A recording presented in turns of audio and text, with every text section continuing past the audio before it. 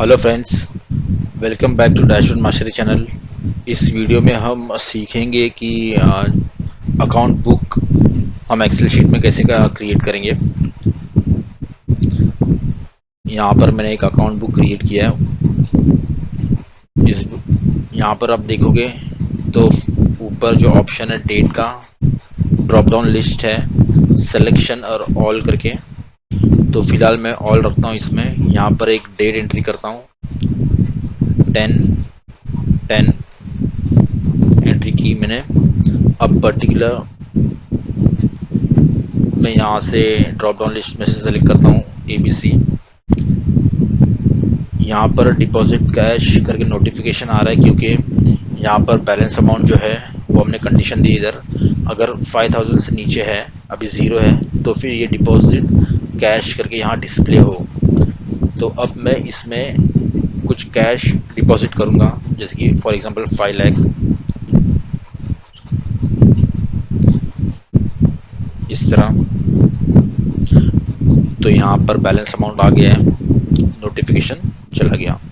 अब यहाँ पर ऊपर टोटल डेबिट के यहाँ पर 5 लाख अमाउंट बता रहा है। यहाँ पर टोटल क्रेडिट अभी 0 है, बैलेंस करंट बैलेंस है 5 लैक्स। अब यहाँ पर मैं सेम डे की एंट्री करूँगा। सीरियल नंबर यहाँ ऑटोमेटिक इसने 2 ले लिया। यहाँ पर पर्टिकुलर्स में जाऊँगा, एक पर्टिकुलर सेलेक्ट करूँगा। यहाँ पर क्रेडिट अमाउंट में 20,000 29,000 कर दूँगा। तो बैलेंस में से 29,000 डिडक्ट हो गया और ये बैलेंस बता रहा है 471। तो यहाँ पर भी करंट बैलेंस 471 शो हो रहा है। क्रेडिट अमाउंट 29,000 यहाँ पे टोटल बता रहा है। अब मैं फिर से एक एंट्री करूँगा सेम डे की, ये डेट की। यहाँ पर पर्टिकुलर्स मैं सेलेक्ट करूँगा तो ये सब कैटेगरी और कैटेगरी जो है वो ऑटोमेटिक अपडेट हो रहा है। जैसे कि अब मैं और एक इसमें मैं लाइबिलिटी लेता हूँ, जैसे कि ये इसकी कैटेगरी है करंट असेट और असेट। सब कैटेगरी करंट असेट है, कैटेगरी असेट है। तो एक लाइबिलिटी वाला मैं पर्टिकुलर लेता हूँ, ये इक्विटी है, ये लाइबिलिटी है। यहाँ पर मैं अमाउंट क्रिएट करता हूँ 40,000। तो यहाँ पर बैलेंस में से उतना अमाउंट डिडक्ट हो गया और यहाँ पर भी शो कर रहा है।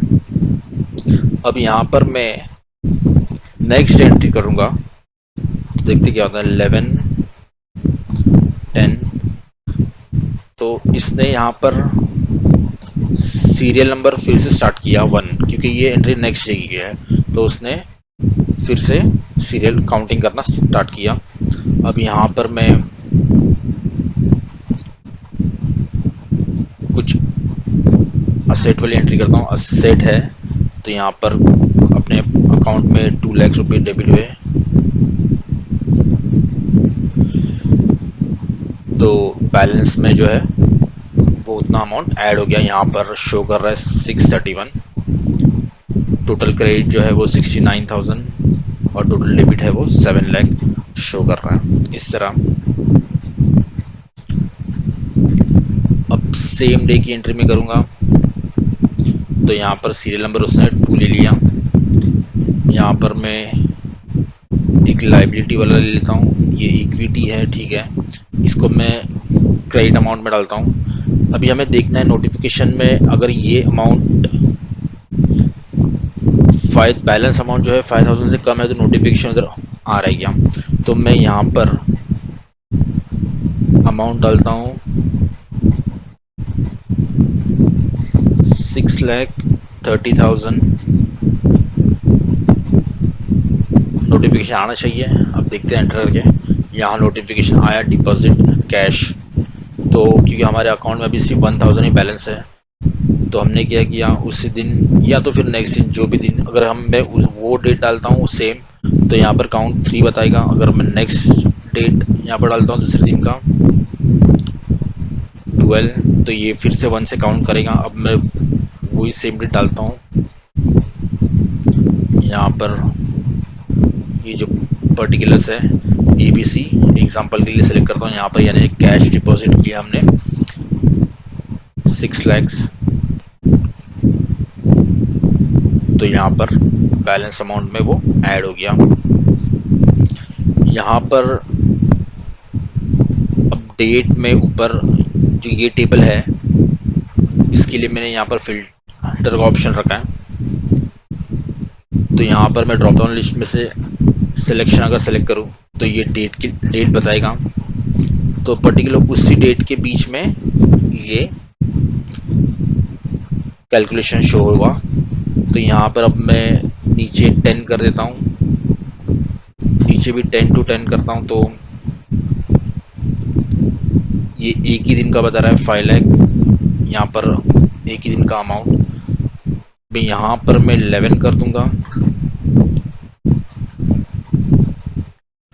तो ये 2 दिन का बता रहा है। तो जिस डेट का यहाँ पर मैं डालूंगा तो वो कैलकुलेशन इस तरह यहाँ पर कैलकुलेट होगा। तो इस तरह हमने एक्सेल शीट में ऑटो अकाउंट बुक क्रिएट किया है। तो इसे कैसे क्रिएट करते हैं हम इस वीडियो में सीखेंगे। फर्स्ट ऑफ ऑल तो हम एक शीट ऐड करेंगे, यहाँ पर उसको नाम दे देंगे।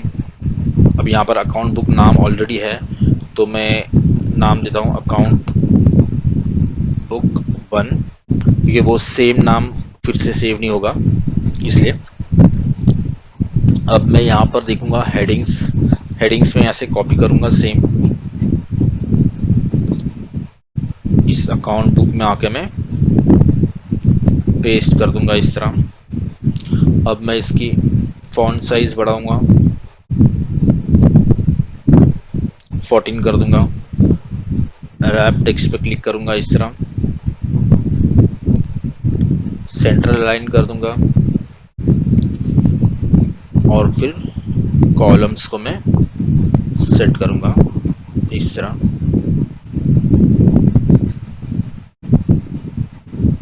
अमाउंट को मैं सबको सेलेक्ट करके एक साइज में कर दूंगा।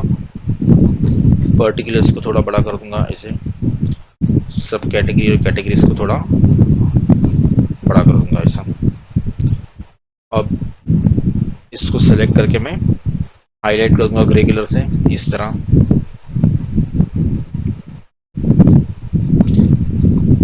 ऊपर कुछ रो ऐड कर दूंगा मैं,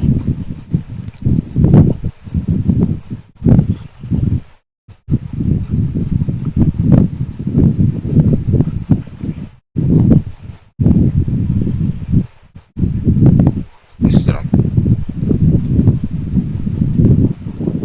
अब सबसे पहले तो मैं यहाँ पर जो आइकॉन्स है ऊपर, तो यहाँ पर मैं व्यू में जाऊंगा इधर, और यहाँ पर ग्रिड लाइंस के उधर टिक है वो मैं निकाल दूंगा इस तरह ऐसे।